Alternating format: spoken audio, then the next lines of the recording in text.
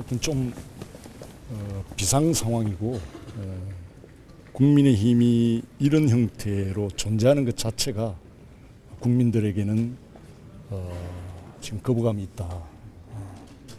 우리 장 대표의 고뇌 결단이 필요한 때다. 그리고 1930년대 국공합작도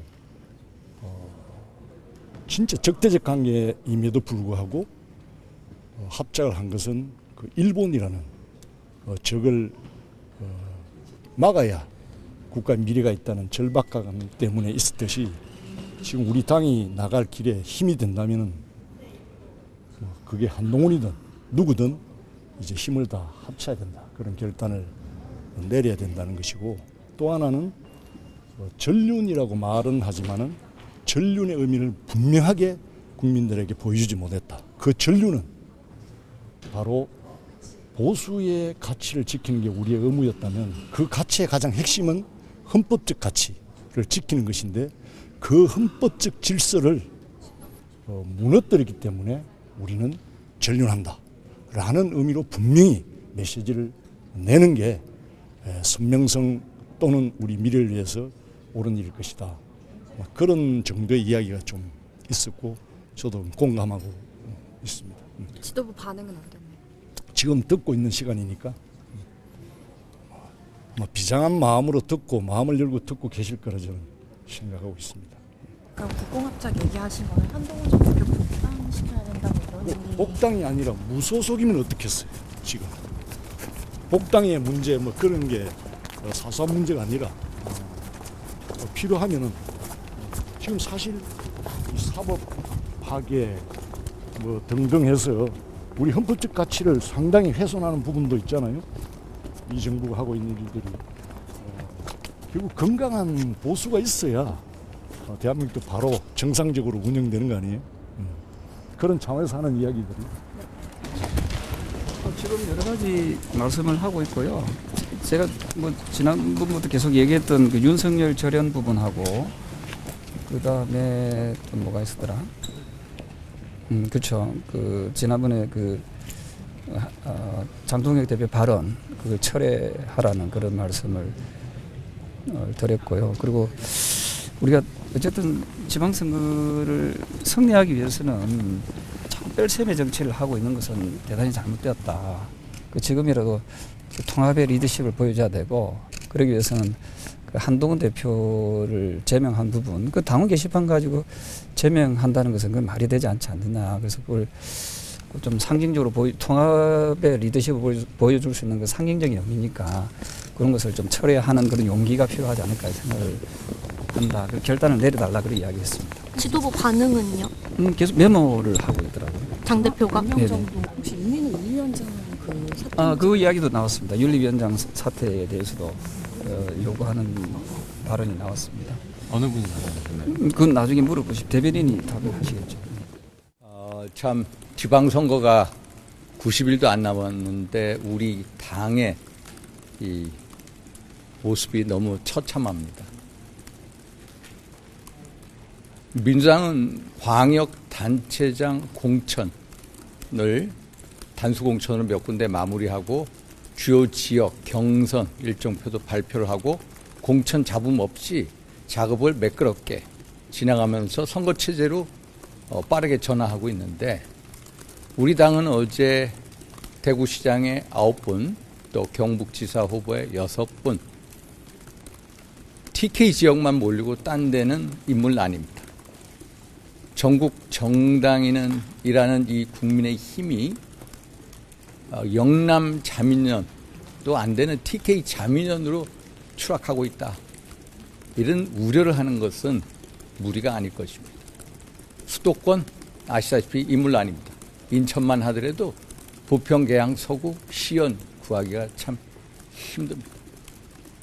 서울 같은 경우 광역단체장 후보 출전 주전 선수와 감독, 코치, 또 후보 선수와 티격태격 하다가 결국에는 출전을 포기하는 사상 초유의 일까지 벌어졌습니다. 감독이나 코치나 후보 선수들이 출전 선수에게 힘을 실어주고 응원하고 격려하고 싸워서 이기라고 해줘야 하는데도 운동장이 울퉁불퉁하고 또 운동장 바깥에서 야유나 하고 결국에는 이 출전을 포기를 하는 이 당의 모습을 보면서 이 당이 정말 선거를 이기려고 하는 정당이냐 아니면 아예 선거를 포기한 정당이지 참 분간이 안 될 정도입니다. 지난주 갤럽의 조사를 보면은 우리 국민의힘 지지율 21%, 민주당 지지율 46%, 오세훈 후보 지지율 35, 40%. 후보의 지지율이 당 지지율보다 한 15에서 20% 높습니다. 그런데 어제 오세훈 시장의 행보에 대해서 저는 어떤 돌출 행보라기보다는 어떤 이번 선거에서 구조적인 필패의 위험성에 대해서 경고를 하고 또 당이 변화를 위해 몸부림쳐야 한다는 전략적 시그널을 준 것이다. 그래서 오 시장을 비난만 할 게 아니라 당 21%의 간판으로 서울 또 수도권 선거에서 어떻게 이겨야 하는지 우리 당이 또 우리 국회의원들이 답을 제시해야 될 때다 이런 생각을 합니다. 우리가 이 한리 법칙에 대해서 잘 알고 있습니다. 대형 사고가 나기 전에 크고 작은 경미한 사고, 신호, 300여 차례가 온다고 하는데 지방선거의 대참패 결코 우연히 이루어지지 않습니다. 그동안에 우리 당에게 위험 신호를 진짜 수십 번 보내왔습니다. 그런데 우리는 변화에 대한 몸부림이 없습니다. 뭉쳐야 된다. 뭉쳐야 되는 거 맞죠? 내부 총질하지 마라. 그리고 외부 투쟁해야 될 때다. 맞는 소리입니다. 뭉쳐야 되죠. 그러나 뭉치기 위해서는 뭉칠 수 있는 에너지를 모아야 된다. 당내 비판?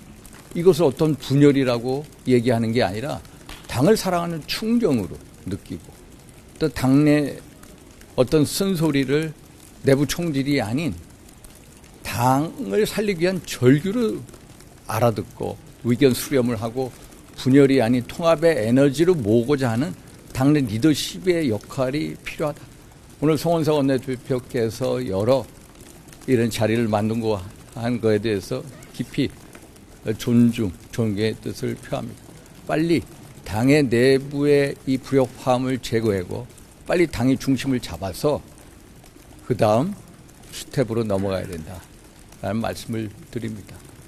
그래서 저는 몇 가지 제안을 드렸습니다. 첫째, 13 비상계엄 내란 탄핵의 늪 프레임에서 빨리 빠져나와야 된다. 오늘부로 빨리 빠져나와야 된다. 제가 계속해서 수차례 얘기를 했습니다. 비공식 서베이 의원들의 의견을 전부 수렴을 해서 우리가 빨리 이 늪에서 빠져나오는 결단을 해야 된다. 사실 우리는 역사와 국민 앞에 공동 죄인입니다.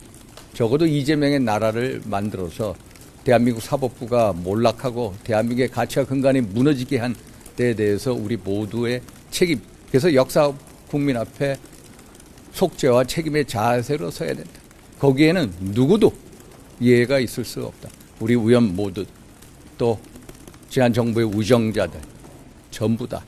그래서 우리 스스로 참회와 어떤 고해성사의 모습을 보여주고 서로 과거의 어떤 탄핵에 대한 입장차를 넘어서서 서로 용서를 하고 그리고 국민으로부터 용서를 받아야 된다. 국민으로부터 용서받는 길은 우리가 속죄의 의식을 통해서 대한민국을 이재명 정부에 맞서서 지키겠다. 대한민국의 가치와 근간을 반드시 지켜내겠다는 비장한 결의를 보여줄 때 우리가 늪에서 빠져나오는 첫 걸음이 될 것이다.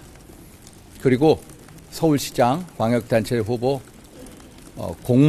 공천 후보자 공모를 기간을 연장해라. 그리고 특히 수도권에 있어서는 민심 특례 규정, 룰을 적용시키자. 소위 말해서 5대5가 아닌 민심의 경우 당심 30, 민심 70으로 하는 특례 규정을 만들고 그리고 수도권 필승 TF팀을 만들자. 그리고 그 TF팀하고 지도부하고 연석회의를 개최하자. 그게 어떤 당내 리더십의 리스크를 최소화시킬 수 있는 방향이 아닌가 해서 이런 식의 말씀을 드렸습니다. 이상입니다. 됐습니까? 저의 얘기만 말씀드립니다. 남의 이 발언을 제가 말씀 안 드립니다.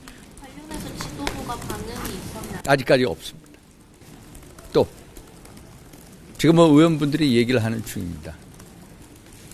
의원님 보시기에 안에서 의견이 좀 오늘 다 모이는 수렴이 될 것 같은 분위기로 예, 오늘은 어떻게든 마지막 송원석 원내대표께서도 마지막 정책 발언이라고 했고 그래서 의원분들의 분위기가 어떻게든 결론을 내자라는 분위기입니다.